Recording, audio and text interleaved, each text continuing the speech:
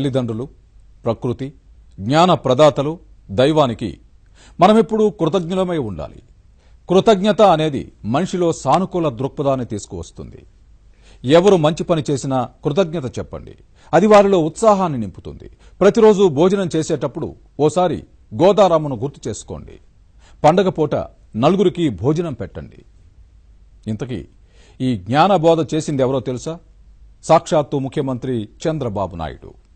ఈ బోధన ఆయన ఎవరికి చేశారు, ఎందుకు చేశారు, ఎప్పుడూ టెక్నాలజీని వల్లివేసే చంద్రబాబులో ఇంత వేదాంత ధోరణి ఎందుకొచ్చింది?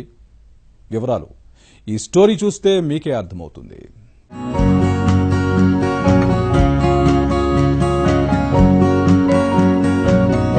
హైటెక్ సిటీలు, కమాండ్ కంట్రోల్ రూమ్లు, నగదు రహిత లావాదేవీలు, వీడియో కాన్ఫరెన్స్లు, టెలికాన్ఫరెన్స్లు, ఇలా ఎప్పుడూ ఆధునిక సాంకేతిక పరిజ్ఞానంతో పాలన నడుపుతూ వాటితో మమేకమవుతున్న ఏపీ సీఎం చంద్రబాబులో మార్పు కనిపిస్తోంది. ఈ మార్పు వయసుతో పాటు వచ్చిన వైరాగ్యమో, అనుభవాలు తెచ్చిపెడుతున్న పాఠాలో తెలియదు కానీ చంద్రబాబు అప్పుడప్పుడు వేదాంత ధోరణితో మాట్లాడుతున్నారు. 2016 చివరి రోజున అంటే డిసెంబర్ 31న మంత్రివర్గ సమావేశంలో పాల్గొనేందుకు ఉదయాన్నే చంద్రబాబు వెలగపూడి సచివాలయానికి చేరుకున్నారు. ఆయన సచివాలయానికి వచ్చిన వెంటనే అవనిగడ్డ ఎమ్మెల్యే డిప్యూటీ స్పీకర్ మండలి బుద్ధప్రసాద్ ఆధ్వర్యంలో దివిసీమ నుంచి వచ్చిన సుమారు 400 మంది రైతులు చంద్రబాబుకు కనిపించారు. కారు నుంచి దిగిన వెంటనే బుద్ధప్రసాద్ తో విషయాన్ని తెలుసుకున్నారు. రైతులంతా మిమ్మల్ని కలిసేందుకు వచ్చారని బుద్ధప్రసాద్ చెప్పడంతో వారు కూర్చున్న హాల్ కు వెళ్లారు చంద్రబాబు. ఒక్కసారిగా రైతులంతా లేచి చేతులెత్తి నమస్కరించడంతో చంద్రబాబు ఆశ్చర్యపోయారు. తమతో పాటు సంచులతో తెచ్చిన కొత్త బియ్యంతో వండిన పాయసం, అటుకులు, జున్నును చంద్రబాబుకిచ్చారు. ఒక్కరు కాదు, సుమారు 100 మంది రైతులు అలా చంద్రబాబుకు సంచులనిచ్చారు. ఏమిటిదంతా, ఎందుకు ఇవన్నీ అని ప్రశ్నించారు చంద్రబాబు. దానికి వారిచ్చిన సమాధానం వినే చంద్రబాబు ఉద్వేగానికి గురయ్యారు. కృష్ణా నదిలో నీళ్లు లేకపోయినా పట్టిసీమ ద్వారా గోదారమ్మను కృష్ణమ్మలో కలిపి మమ్మల్ని ఆదుకున్నారు. కృష్ణా జిల్లాలో చివరి నియోజకవర్గమైన అవనిగడ్డకు సాగు, తాగునీరు అందించారు. మాకు 30 నుంచి 40 బస్తాల దిగుబడి వచ్చేలా చేసిన మీకు పురాతనమైన నడికుదురు దేవస్థానంలో పూజలు చేసి తీసుకొచ్చిన పాయసం ఇస్తున్నామని రైతులు చెప్పడంతో చంద్రబాబు ఉద్విగ్నతకు లోనయ్యారు.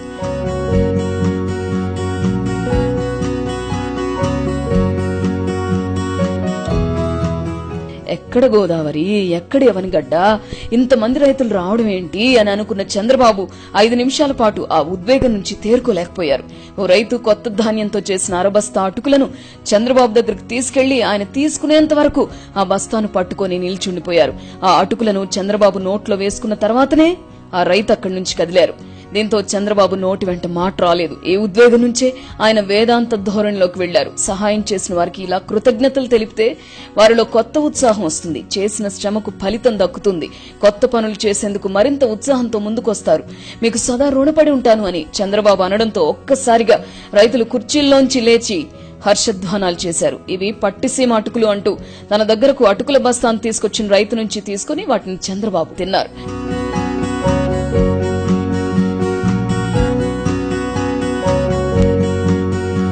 నేను పట్టిసీమ ద్వారా నీళ్లివ్వకపోతే మీరంతా ఇలా వచ్చేవారా అని ప్రశ్నించారు. దేవతలు యజ్ఞం చేస్తుంటే అడ్డుకోవడానికి రాక్షసులు విప్రయత్నం చేసేవారని పరోక్షంగా వైఎస్సార్ కాంగ్రెస్ నేతలపై విమర్శలు కురిపించారు చంద్రబాబు. మీరు చూపించిన కృతజ్ఞతే దేవతల యజ్ఞం ఫలించిందని చెప్పడానికి నిదర్శనమని వ్యాఖ్యానించారు. మీరు అవనిగడ్డ నుంచి వెలగపూడి వరకు ఇంత దూరం వచ్చారంటే నాకు చాలా సంతోషంగా ఉందని పేరు పేరున రైతులను పలకరించారు. రోజు అన్నం తినేటప్పుడు ఓసారి గోదారమ్మను తలుచుకోండి. కృష్ణలోకి గోదారమ్మ వచ్చిన విషయాన్ని సదా గుర్తు చేసుకోండి. మీ పొలాలను స్పృశించిన గోదారమ్మకు మనసులో కృతజ్ఞతలు తెలపండి. పండుగ పూట 10 మందికి భోజనం పెట్టండి. ఇంకంతకంటే కృతజ్ఞత ఏం అక్కర్లేదు. సహాయం చేసిన వారికి ఈ కృతజ్ఞత చాలు. మిమ్మల్ని ఆ దేవుడు 10 కాలాల పాటు పచ్చగా చూస్తారంటూ ప్రసంగం ముగించారు. రైతులు కూడా చంద్రబాబు ప్రసంగానికి తన్మయం చెందారు. బయటకు వచ్చిన రైతులు కృతజ్ఞత చూపించడం అంటే వచ్చే ఎన్నికల్లో కూడా తెలుగుదేశానికి ఓటు వేసి చంద్రబాబును ముఖ్యమంత్రి చేయడమేనంటూ సరదాగా వ్యాఖ్యానించి అలాగే చేస్తామంటూ మీడియాకు చెప్పి వెళ్లారు.